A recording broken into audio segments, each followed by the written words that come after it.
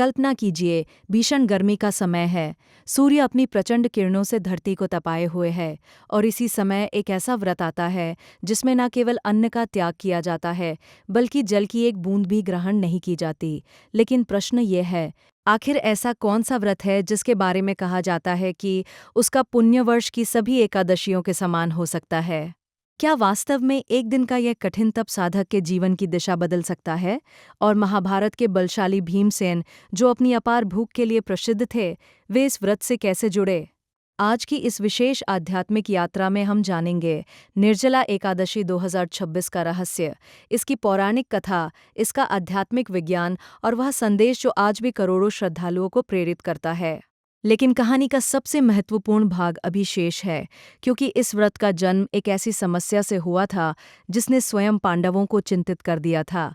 सनातन परंपरा में प्रत्येक एकादशी का विशेष महत्व माना गया है। वर्ष भर में आने वाली एकादशियां भगवान विष्णु की आराधना, आत्मसंयम और आध्यात्मिक उन्नति के लिए समर्पित होती है। किंतु ज्येष्ठ शुक्ल पक्ष की एकादशी को विशेष रूप से निर्जला एकादशी, भीमसेनी एकादशी और पांडव एकादशी कहा जाता है। निर्जला अर्थात बिना जल के, ये व्रत केवल उपवास नहीं है, ये इच्छाओं पर विजय का प्रतीक है। ये शरीर पर आत्मा की सत्ता का स्मरण है। यह मनुष्य को यह अनुभव कराता है कि वास्तविक शक्ति भोजन या जल में नहीं, बल्कि संकल्प में निहित है। इसी कारण अनेक परंपराओं में इसे वर्ष की सबसे कठोर और महत्वपूर्ण एकादशी माना गया है। लेकिन प्रश्न उठता है, यदि सभी एकादशियां महत्वपूर्ण हैं, तो फिर निर्जला एकादशी को इतना विशेष क्यों माना गया? इसका उत्तर हमें महाभारत काल की एक अत्यंत रोचक कथा में मिलता है। भीम और महर्षि वेदव्यास की कथा। महाभारत का युग, हस्तिनापुर, पांडवों का समय, धर्मराज युधिष्ठिर, अर्जुन, नकुल, सहदेव और माता कुंती नियमित रूप से एकादशी व्रत का पालन करते थे। भगवान विष्णु की भक्ति उनके जीवन का अभिन्न भाग थी। लेकिन इन सब के बीच एक व्यक्ति था जो अत्यंत संकट में था। वह थे महाबली भीमसेन। भीम केवल बलशाली ही नहीं थे, उनकी भूख भी असाधारण थी। कथा परंपराओं में वर्णन मिलता है कि उनके उदर में वृकाग्नि अर्थात अत्यंत प्रबल पाचन अग्नि विद्यमान थी। लंबे समय तक भूखा रहना उनके लिए लगभग असंभव था। जब भी परिवार के सभी सदस्य एकादशी का व्रत रखते, भीम स्वयं को असहाय अनुभव करते। उनके मन में एक द्वंद्व चलने लगा, एक ओर धर्म, दूसरी ओर उनकी शारीरिक प्रकृति। एक दिन उन्होंने निश्चय किया कि इस समस्या का समाधान ढूंढना ही होगा।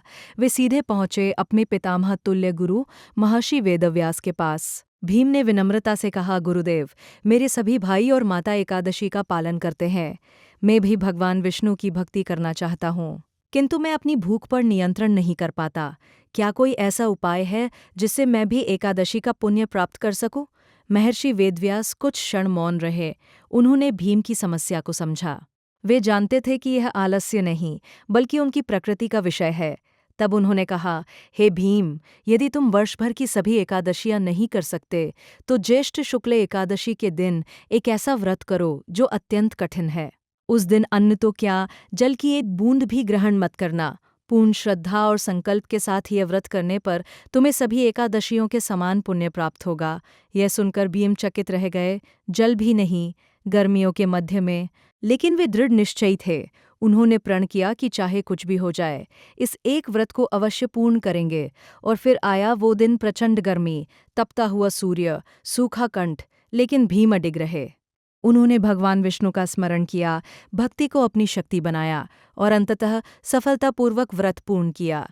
इसी घटना के कारण यह एकादशी भीमसेनी एकादशी और पांडव निर्जला एकादशी के नाम से प्रसिद्ध हुई। लेकिन क्या इस कथा का अर्थ केवल उपवास करना है, या इसके पीछे कोई गहरा आध्यात्मिक संदेश छिपा हुआ है?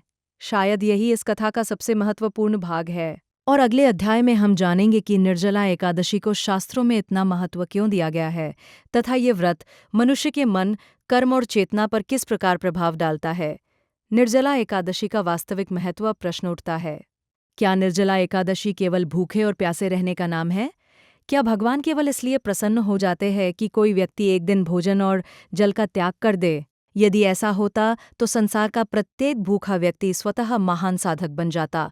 वास्तव में शास्त्र हमें इससे कहीं गहरा संदेश देते हैं। निर्जला एकादशी का मूल उद्देश्य शरीर को कष्ट देना नहीं, बल्कि मन को अनुशासित करना है। सनातन दर्शन के अनुसार मनुष्य का सबसे बड़ा संघर्ष बाहरी संसार से नहीं, बल्कि अपनी इच्छाओं से होता है। भूख, प्यास, क्रोध, लोभ, आलस्य, इन्हीं पर विजय का अभ्यास एकादशी कराती है। जब साधक जल तक का त्याग करता है, तब वो स्वयं को ये स्मरण कराता है कि वो केवल शरीर नहीं है। उसके भीतर एक चेतना भी है जो इंद्रियों से परे है, और यही निर्जला एकादशी का आध्यात्मिक रहस्य है। लेकिन शास्त्र इस व्रत के बारे में इससे भी अधिक आश्चर्यजनक बात बताते हैं। क्यों कहलाती है सभी एकादशियों की रानी? पद्म पुराण और एकादशी महात्म्य परंपराओं में निर्जला एकादशी को अत्यंत महत्वपूर्ण बताया गया है। परंपरागत मान्यता यह है कि जो व्यक्ति श्रद्धापूर्वक निर्जला एकादशी का पालन करता है, उसे वर्ष भर की एकादशियों के समान पुण्य प्राप्त हो सकता है। यहाँ एक बात समझना आवश्यक है। शास्त्र इस पुण्य को केवल उपवास से नहीं जोड़ते, बल्कि 3 बातों से जोड़ते हैं: श्रद्धा, संयम और भगवान विष्णु की भक्ति। यदि उपवास है लेकिन भक्ति नहीं, तो उसका आध्यात्मिक प्रभाव सीमित हो जाता है।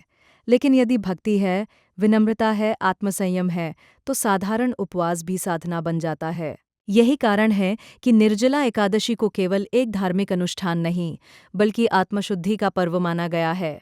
लेकिन अधिकांश लोग यहाँ एक बड़ी भूल कर देते हैं। निर्जला का अर्थ केवल पानी न पीना नहीं। बहुत से लोग सोचते हैं कि निर्जला एकादशी का अर्थ केवल जल न पीना है। लेकिन संत परंपराएं बताती है कि सच्ची निर्जला एकादशी 5 स्तरों पर होती है। पहला, अन्न का त्याग, इससे शरीर का संयम। दूसरा, जल का त्याग, इससे इंद्रियों का संयम। तीसरा, नकारात्मक विचारों का त्याग, इससे मन का संयम। चौथा, कटु वाणी का त्याग, इससे वचन का संयम। और आखिरी 5वां, अहंकार का त्याग, इससे आत्मा की शुद्धि होती है। यदि व्यक्ति पूरे दिन भूखा रहे लेकिन क्रोध करता रहे, दूसरों को कष्ट पहुंचाता रहे, तो व्रत का वास्तविक उद्देश्य अधूरा रह जाता है। यही कारण है कि महान आचार्य व्रत को केवल भोजन त्याग नहीं, बल्कि आचरण की साधना कहते हैं। लेकिन प्रश्न ये है कि इस दिन वास्तव में आध्यात्मिक स्तर पर क्या होता है? जब कोई श्रद्धा से निर्जला एकादशी करता है तो क्या होता है? कल्पना कीजिए, एक साधक प्रातःकाल उठता है, स्नान करता है, भगवान विष्णु का ध्यान करता है और संकल्प लेता है कि आज का दिन केवल प्रभु को समर्पित रहेगा। धीरे धीरे दिन बीतता है, भूख आती है, प्यास लगती है, मन बहाने खोजता है, लेकिन साधक अपने संकल्प पर स्थिर रहता है। यहीं से वास्तविक साधना प्रारंभ होती है। आध्यात्मिक दृष्टि से यही वह क्षण है जब मन और आत्मा के बीच संघर्ष शुरू होता है। मन कहता है छोड़ दो, आत्मा कहती है थोड़ा और धैर्य रखो। मन कहता है यह कठिन है, आत्मा कहती है यही तप है। और जब साधक इस संघर्ष में विजय प्राप्त करता है, तो उसके भीतर आत्मविश्वास जन्म लेता है। उसे अनुभव होने लगता है कि वह अपनी इच्छाओं का दास नहीं, बल्कि स्वामी है। यही निर्जला एकादशी का सबसे बड़ा आध्यात्मिक लाभ है। शास्त्रीय लाभ क्या बताते हैं? विभिन्न पुराणों और एकादशी महात्म्य ग्रंथों में निम्न लाभों का वर्णन मिलता है। 1. भगवान विष्णु की विशेष कृपा, एकादशी को भगवान विष्णु की प्रिय तिथि माना गया है। 2. पापों का क्षय, शास्त्रों में वर्णन है कि श्रद्धा और भक्ति से किया गया व्रत आत्मशुद्धि में सहायक होता है। 3. मन की स्थिरता, उपवास और जप मन को एकाग्र बनाने में सहायता करते हैं। 4. आत्मसंयम की वृद्धि, व्रत इच्छा शक्ति को मजबूत करता है। 5. आध्यात्मिक उन्नति, साधक का मन धीरे धीरे भौतिक चिंताओं से ऊपर उठने लगता है। ध्यान रहे, ये लाभ शास्त्रीय परंपराओं में वर्णित है। इनका उद्देश्य साधक को आध्यात्मिक प्रेरणा देना है, न कि चमत्कारों का वादा करना।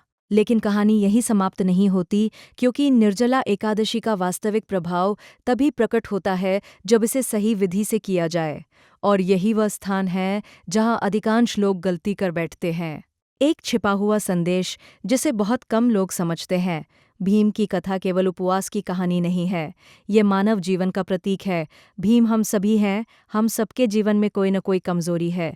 किसी को क्रोध पर नियंत्रण नहीं, किसी को आलस्य पर, किसी को लालच पर, किसी को भय पर।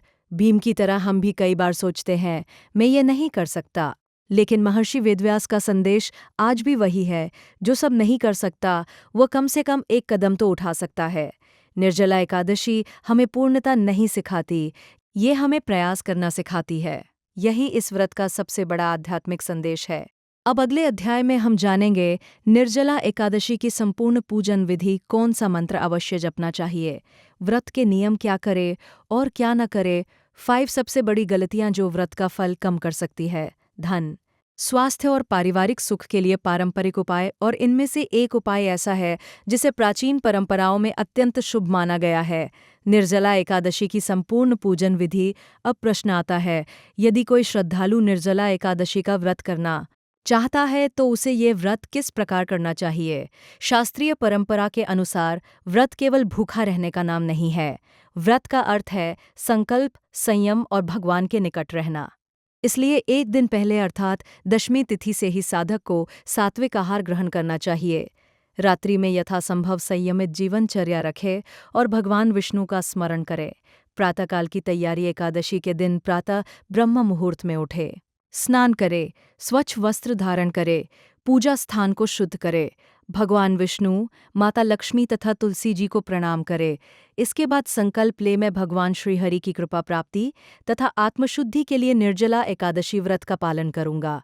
भगवान विष्णु की पूजा, भगवान विष्णु के चित्र या विग्रह के समक्ष दीपक प्रज्वलित करें, धूप अर्पित करें, पुष्प अर्पित करें, तुलसी दल अर्पित करें, पीले फल या नैवेद्य अर्पित करें। विष्णु पूजा में तुलसी का विशेष महत्व माना गया है। कई वैष्णव परंपराएं तुलसी के बिना पूजा को अपूर्ण मानती है, लेकिन अधिकांश लोग यहाँ एक महत्वपूर्ण भूल कर देते हैं। वे केवल पूजा करते हैं लेकिन जप नहीं करते। जप और मंत्र, निर्जला एकादशी पर भगवान विष्णु के नाम का जप अत्यंत शुभ माना गया है। सरल और सर्वमान्य मंत्र ओम नमो भगवते वासुदेवाय या ओम नमो नारायणाय, इन मंत्रों का श्रद्धापूर्वक जप किया जा सकता है। यदि संभव हो तो विष्णु सहस्रनाम का पाठ भी किया जा सकता है। महाभारत में भी विष्णु सहस्रनाम का विशेष महत्व बताया गया है। व्रत के नियम, निर्जला एकादशी का पारंपरिक स्वरूप, अन्न त्याग, जल त्याग, सात्विक विचार, भगवान विष्णु का स्मरण, जप एवं भजन, दान पुण्य, ध्यान दे। स्वास्थ्य संबंधी समस्याओं वाले व्यक्ति, वृद्धजन, गर्भवती महिलाएं अथवा चिकित्सकीय कारणों से पूर्ण निर्जल व्रत न कर सकने वाले लोग अपनी क्षमता एवं चिकित्सकीय सलाह के अनुसार व्रत करें। सनातन धर्म में श्रद्धा और विवेक दोनों का महत्व है। 5 सबसे बड़ी गलतियां। गलती नंबर 1, केवल भूखे रहना, भक्ति ना करना। व्रत का उद्देश्य केवल भोजन त्याग नहीं है। गलती नंबर 2, क्रोध करना। क्रोध व्रत के आध्यात्मिक प्रभाव को कम कर सकता है। गलती नंबर 3, दूसरों की निंदा करना। एकादशी आत्मशुद्धि का दिन है। गलती नंबर 4, दिखावा करना। व्रत भगवान के लिए होना चाहिए, समाज को दिखाने के लिए नहीं। गलती नंबर 5, पारण सही समय पर न करना। द्वादशी के दिन उचित समय पर व्रत खोलना परंपरागत रूप से महत्वपूर्ण माना गया है, और यही कारण है कि पारण समय जानना आवश्यक है। धन, स्वास्थ्य और परिवार के लिए पारंपरिक उपाय। अब बात करते हैं उन उपायों की जिन्हें विभिन्न वैष्णव और पारंपरिक सनातन परंपराओं में शुभ माना गया है। धन संपन्नता हेतु भगवान विष्णु को पीले पुष्प और पीले फल अर्पित करे। परिवार में शांति हेतु तुलसी के समक्ष दीपक जलाकर ओम नमो नारायणाय का जप करे। स्वास्थ्य हेतु विष्णु सहस्रनाम का पाठ अथवा श्रवण करे। आध्यात्मिक उन्नति हेतु एकादशी की रात्रि में हरिनाम संकीर्तन या भगवान विष्णु का स्मरण करे। याद रखें, ये पारंपरिक धार्मिक उपाय हैं, इन्हें आध्यात्मिक साधना के रूप में ही समझे। सत्यापित पंचांग विवरण। निर्जला एकादशी 2026 तिथि। ज्येष्ठ शुक्ल एकादशी। एकादशी तिथि प्रारंभ 24 जून लगभग सायं 6:12 पर। एकादशी तिथि समाप्त 25 जून लगभग रात्रि 8:09 पर। व्रत दिवस 25 जून गुरुवार। पारण 26 जून शुक्रवार। निष्कर्ष कल्पना कीजिए, महाभारत का वह क्षण जब भीमसेन ने अपनी सबसे बड़ी कमजोरी का सामना किया। उन्होंने युद्ध में अनेक शत्रुओं को हराया था, लेकिन निर्जला एकादशी ने उन्हें अपने भीतर के संघर्ष से लड़ना सिखाया। और शायद यही इस व्रत का सबसे बड़ा संदेश है। जीवन की सबसे बड़ी विजय बाहरी संसार पर नहीं, स्वयं पर प्राप्त की जाती है। जब मनुष्य अपनी इच्छाओं पर नियंत्रण प्राप्त कर लेता है, तब वह केवल सफल नहीं होता, वह आध्यात्मिक रूप से जागृत होने लगता है। निर्जला एकादशी हमें यही सिखाती है, संकल्प की शक्ति, भक्ति की शक्ति और भगवान विष्णु के प्रति पूर्ण समर्पण की शक्ति। भगवान श्रीहरि आपकी सभी शुभ मनोकामनाएं पूर्ण करे। आपके जीवन में धर्म, अर्थ, काम और मोक्ष का संतुलन स्थापित हो। आपके घर में सुख, शांति, समृद्धि और आध्यात्मिक प्रकाश बना रहे। यदि आप भी भगवान विष्णु में श्रद्धा रखते हैं तो कमेंट में अवश्य लिखें। ओम नमो भगवते वासुदेवाय। और यदि आपको सनातन धर्म, एकादशी, पंचांग व्रत, त्योहार और आध्यात्मिक ज्ञान से जुड़े ऐसे ही सत्यापित वीडियो पसंद आते हैं तो हमारे चैनल सनातन अपडेट्स को सब्सक्राइब करें और बेल आइकन अवश्य दबाएं। जय श्री हरि, जय श्री विष्णु हरि।